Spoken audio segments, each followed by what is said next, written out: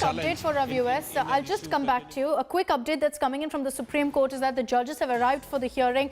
What we're also being told by Anisha, who's currently in that courtroom, is that a battery of senior lawyers are currently present, even as the judges have arrived. The likes of V. Giri, Abhishek Manu Singhvi, Indira Jaising are there. Solicitor General Tushar Mehta is also there. So these are some of the known faces who are present for the hearing now. The judges have arrived, so any second now the hearing will begin, and I'm being told right now that the petitioner in Sabrimala has begun the arguments. This is in fact the Ayyappa Devotees Association, which has requested permission to also present their arguments. The Chief Justice of India has responded saying that we are not hearing the review petitions. We're only hearing the reference on the 7 issues mentioned by the 5-judge bench. This is with regards to faith versus rights. They're making it very clear that this is going to be a constitutional matter that is going to be discussed. There's no question of once again hearing the review petition. So it doesn't look like the Ayyappa Devotees Association is going to be given that permission to present their arguments during the course of this hearing. Gopi, it looks like, you've got these sides which are against women's entry trying once again to present their arguments in court.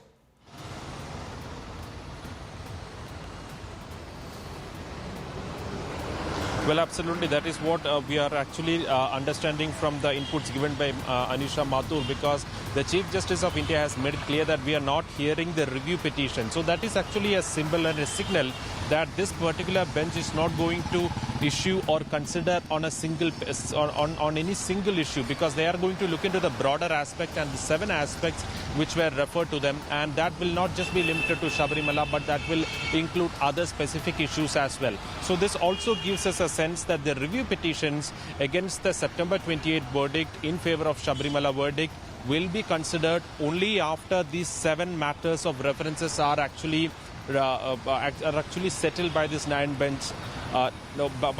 judge bench. So that will actually looks like that it will take a little longer for us to get a final sense or to get a final idea on what is going to be the status quo in Sabrimala, whether women will be allowed to offer prayers, or whether the previous judgment of 1991 Kerala High Court will be upheld by the Supreme Court. Now this is actually going into a situation where the constitutional matters pertaining to the fight between the faith and the equality and rights are going to be heard by the Supreme Court, is what we are understanding at the moment. Okay, so essentially what this means is that the Constitution bench is going to be only addressing the issue of Article 25 and 26 versus Article 14. So that is the right to practice one's religion versus the right to equality. That is what the Supreme Court is going to delve into. The CJI making it very clear that they will not be hearing review petitions. CJI Bobde, they're saying that we are only hearing the reference on the 7 issues. There were 7 questions that were posed by the 5-judge bench when they gave their order on the Sabrimala review petitions. Gopi, also it will be very interesting to see exactly what the repercussions are, politically speaking, of what happens in the Supreme Court with regards to, the constitutionality of this particular debate. Because as you were pointing out earlier, the left also finds itself in a very in a conundrum in a way in this case.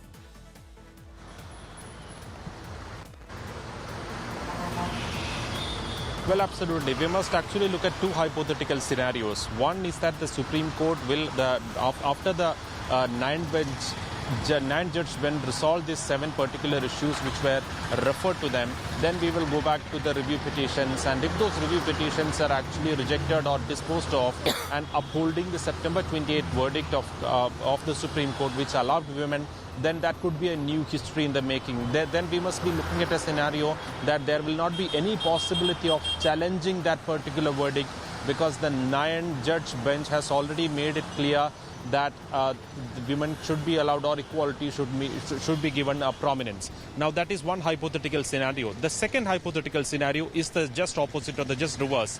The 9-bench judge is actually upholding that the religious practices must also be given equal prominence, just like Article 14 of the Constitution.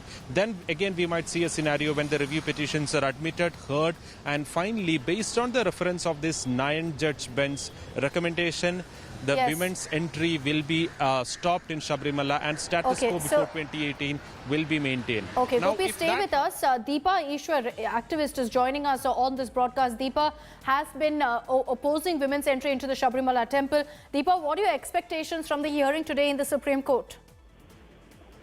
Hi, yes, we have very positive expectations because we will not be able to forget the initial days of this whole campaign, Save Sabrimala, back in 2018, where a lot of them had told us that this is going to be the final verdict and there is no case of a review petition. You guys don't even have a case of submitting a review petition and all that. But today our efforts have reached a stage where the top court has ordered for a 9-member bench to look at similar cases and then take a decision, which means all our efforts were in the right direction. And we were not fighting for something where there was no case at all. We were fighting for something right, or at least the top court till now has at least given an indication that the verdict of 2018 is not final. So, the satisfaction that you get that you've been fighting for something that is right, and also your fights were all in the right direction, is something that's really beautiful. And today, I think initially it was said it was going to be a 7-member bench, but then today it's a 9-member bench that's hearing.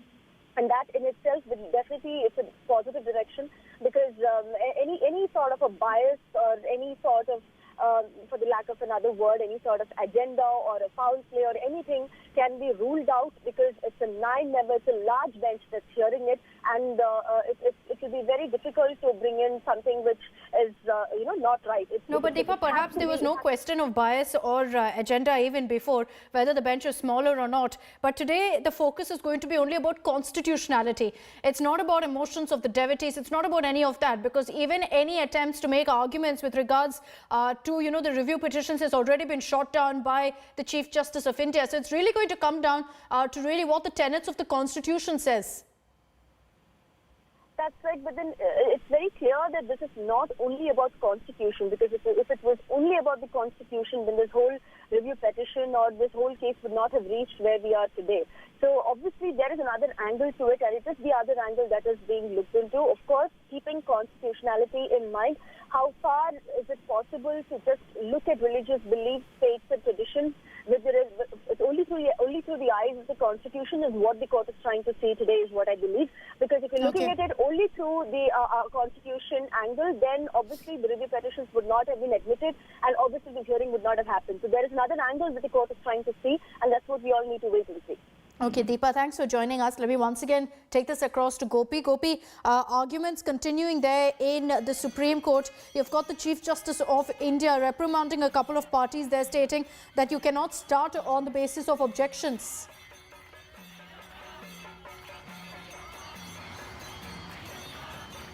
Well, absolutely, because it was the lawyer for Young Lawyers Association who was actually trying to mention this particular issue before the Supreme Court, that the Supreme Court or this particular bench is to consider the matters referred to them, which include the Parsi women's entry into Agyaras and Muslim women's entry into dargahs and mosques.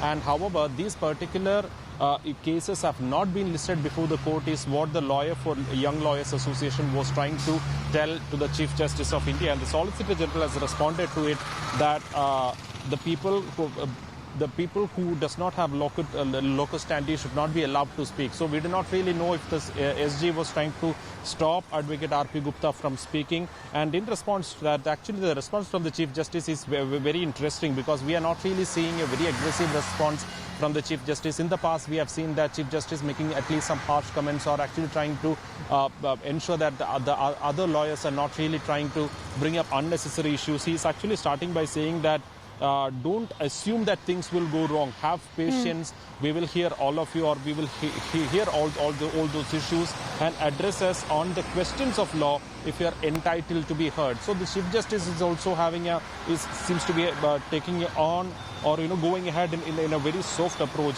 And Indira Jaising has now raised this issue that the Sabrimala issue is open.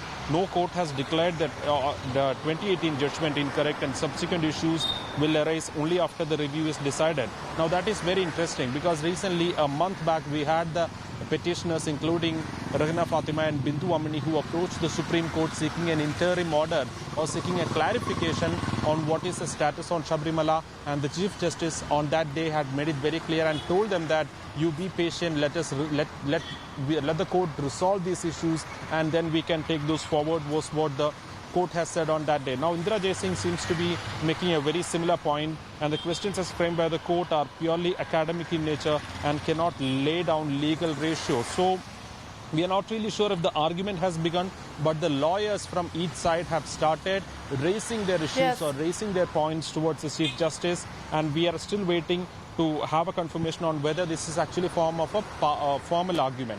Okay, let me take this across to Aishwarya Paliwal, who is also tracking what's happening in